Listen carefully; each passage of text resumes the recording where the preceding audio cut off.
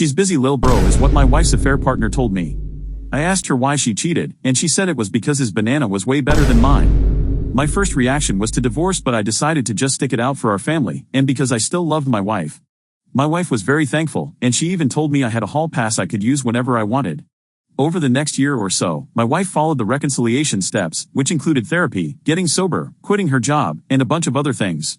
I had forgiven my wife, but I could never forget it. I would occasionally just replay in my mind my wife cheating on me, and that always hurt a lot. Fast forward to today, and my family is doing great.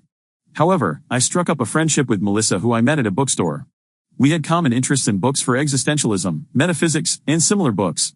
I don't know how, but when we met, we just clicked. We initially met every week at the bookstore to just discuss books and life, but we started talking more about our personal life, and we then started going on coffee dates and brunches. One more thing we had in common was that Melissa too was married to her husband, who had cheated on her many years ago. It's been almost a year since I met her, and Melissa has made it upfront that she has very strong feelings for me, and that she's never had these feelings for anyone else ever in her life. I too have a lot of feelings for her, but I feel guilty about it, so I haven't told her about them yet. I haven't crossed any physical boundaries, and I don't intend to. We only hug and hold hands. But I do want to explore more of the emotional connection to her, because I've never felt like this ever. I remember that my wife gave me a hall pass 5 years ago when she cheated on me. Would I be the a-hole to use that hall pass to explore the emotional connection I have with Melissa? Update: I have decided not to use the hall pass as I don't really feel too great about it, and it wouldn't be fair to my wife. I want to clarify what I meant by using the hall pass. I had no intentions of proceeding with any sexual activity, but instead deepening my emotional connection with Melissa, and may have at worst included kissing. She tried to kiss me once, but I rejected it because I felt guilty about it. I texted Melissa and let her know, and while she was disappointed, she asked if we could still remain friends like we are now, and I told her sure, and she was very happy about it. I do like hanging out with Melissa a lot and talking about life. I also get that flutter and excited energy, and I like that a lot. Story 2. I got kicked out of home, forced to throw away my bed, replaced with a used mattress, all because of jealousy. After high school, I continued to live with my mom while searching for a place of my own. It's not that I wanted to live at home either. In fact, I was entirely fed up with the cramped space and no privacy. The area though was so expensive that you'd need 5 roommates, a sacrifice of a leg, and a contract with the Demon King himself to afford rent, especially on my working income at the time. For reference, no apartment was under $2,000 a month if it had 2 bedrooms or more, and I'm minimum wage. My mom was fine with me living with her, and I kept to my own space and helped pay rent, went grocery shopping, and did chores around the house. Every few days when I didn't work nights, I'd make dinner for everyone, so it was going decently for a few years while I continued looking. My younger sister suddenly had a baby last year with no preparation. One of those I'll figure it out after it's born situations where she did not, in fact, figure it out. 3 months in, my mother demanded for adoption despite the entire family saying not to. Not only could we not afford a baby, we also didn't have any space, and we all worked very grueling, long-hour jobs. Everyone was telling her not to do it, with my aunt even offering to take the baby in instead because she had the time and money, and she didn't have any kids of her own, but my mom refused. I had no say in a lot of the stuff in my bedroom being thrown in the trash to make room, and when I mentioned how I didn't even have a say in the baby being in my room, I was told families make sacrifices. I was frustrated but decided not to make it a battle. I have a severe sleep disorder and knew a crying baby at night would impact my sleep and work a lot, but there wasn't anything I could say to change her mind, so I just accepted it as a new part of life. But when the baby came in, I was kicked out before long. She made it increasingly clear that I wasn't wanted at home anymore. She regularly cooked dinner and didn't make enough for me, despite me never doing the same to them, and I was told to heat up leftovers. Still, I didn't say anything. When the baby began walking and learning what hitting was, I became her favorite target, and was scolded if I complained or moved when she came up and slapped me. Sometimes, my mother would even stare to watch what I would do when she saw the baby walking up. Apparently quietly getting up and stepping out of the room after getting hit was not the response she wanted. I never once raised my voice, or injured the baby, but not actively praising her for hitting my laptop while I was filing my taxes was the worst sin I could have done. I eventually got fed up and called her on it. I told her she wanted the baby at the house, I never signed up for it. If she wanted the baby praised and doted on, she could do it too and not push me to do it when I clearly was busy and or didn't appreciate being constantly hit. My mother retorted again that I had to make sacrifices and it was part of being an adult. In awe, I was stunned to silence and just walked away. From that day, she was much colder to me. Sighing every time she saw me out of my room, kicking me out of the living room if I was watching a show on TV on my day off, and not going shopping at all. She actively avoided food shopping and only bought baby food, while she ate on her lunch break. It was rather petty, I thought, so I simply bought my own food, and nobody in the house would make dinner anymore. When I wasn't bothered by it, she began another tactic of complaining I shouldn't be at home when I'm over 18 anymore, and would send me housing listings. I looked at them every time, but there was always something wrong. $5,000 rent, run down and falling apart, way too far to commute to work, in a dangerous neighborhood, etc. Not that I was picky or coarse, my only requirements was it being safe, in working order, and affordable.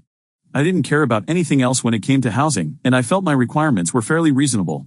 One day I had a friend come over. She was coming to pick me up so we could head for a birthday party.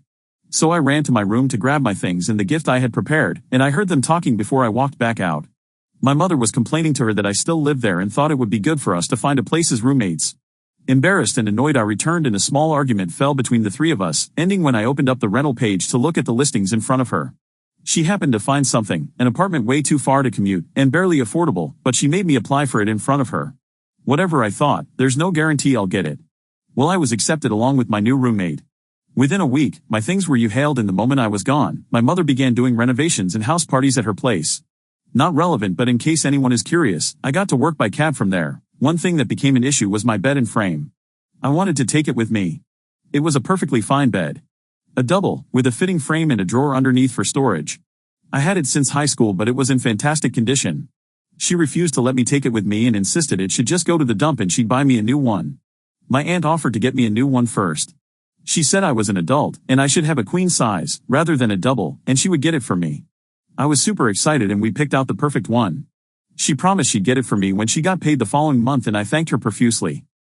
Since she was getting me a new bed, I said it was okay for my mom to trash my old one, and I stopped resisting it. Then suddenly my mother told me she found me a brand new mattress. I didn't know this at the time. She secretly told my aunt not to get me anything because she was getting it instead, and my aunt thought I knew, so the promised mattress was never coming. I believed this one was temporary until I got the new one. My mom believed that for about 2 months. She brought it over and said I didn't need to buy one after all. A friend of mine gave me theirs. It's still new. It was significantly smaller than my first bed, but I didn't want to be greedy or ungrateful, so I accepted it. It was a twin, and at my size, I could barely fit on it, but I was grateful to have a bed. Only an issue. It was new to me. The bed had some gross stains on it of various colors. I simply covered them with a mattress cover, thinking this is my bed now. It's all right, I'll get the real bed soon. My aunt wanted to keep helping though and said she would get me a frame for the twin so I would get off the ground. When the new frame arrived, she insisted for a video call to see it all set up. I showed her the built frame and bed and she asked how I liked it, which went a bit like this. Aunt, so what do you think? Are you excited? Me, yes, it's great. I was able to put it together, thank you. Aunt, you're welcome. What about your covers? Do they fit? Me, yeah, they're all right. I was kinda looking forward to the one we picked out though. Aunt, I know, but at least you got a new bed. Me, true, there is a small problem with it though. Aunt, a problem? What? Your mom said it was brand new. Me, well, it's new to me. It kinda came with some stains. Aunt, what? Are you serious? Let me see. I showed her the stains, not tiny stains either, they're massive, taking up half of the bottom bed with thick, dark colors. When she saw, she was in shock. Aunt, oh my God. That is not okay. Where did your mom get it? Me, she said she got it from a friend for free. The friend said it was unused though. Aunt, I knew your mom would cheap out. She told me not to get you one. Me, huh? No, I was really excited for the one we chose. I didn't want to say anything. I was just happy to have a bed. I was looking forward to that mattress for months. Aunt, no, not okay. You've been sleeping on that for months? Please tell me you have a mattress cover. Your mom said it was brand new out of the box. That needs to be dumped immediately. Tell you what, I'll get you the new mattress and your mom and I will go halves on it.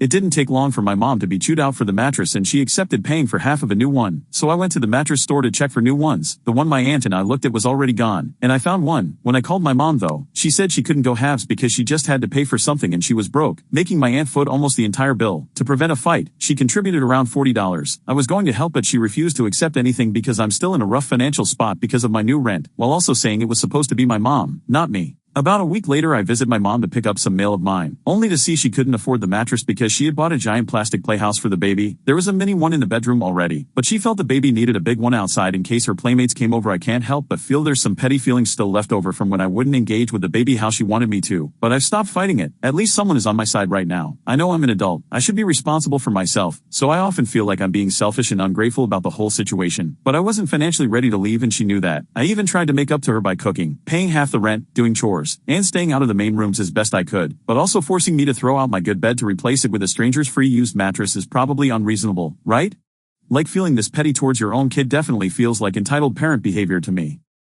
Sorry if this ran on long, I felt it wouldn't make sense without the full context, and I'm on mobile too. The real new mattress is being delivered next week, fingers crossed, folded hands. Thank you again auntie, I definitely don't have the verbal destruction skills you do.